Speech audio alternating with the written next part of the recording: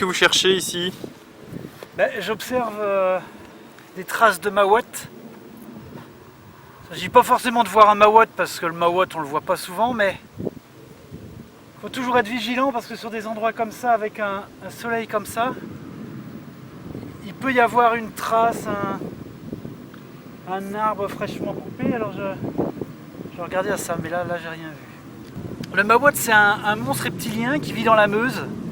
C'est un monstre que moi j'étudie depuis maintenant plus de 4 ans.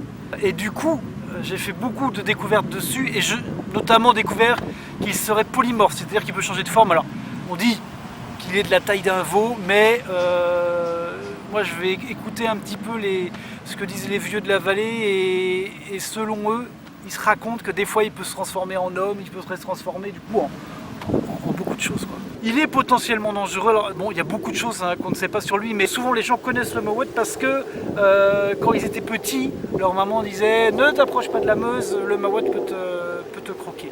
On n'a pas de fait certain, mais on a ça dans la tradition populaire, comme quoi le maouette pourrait croquer notamment des enfants.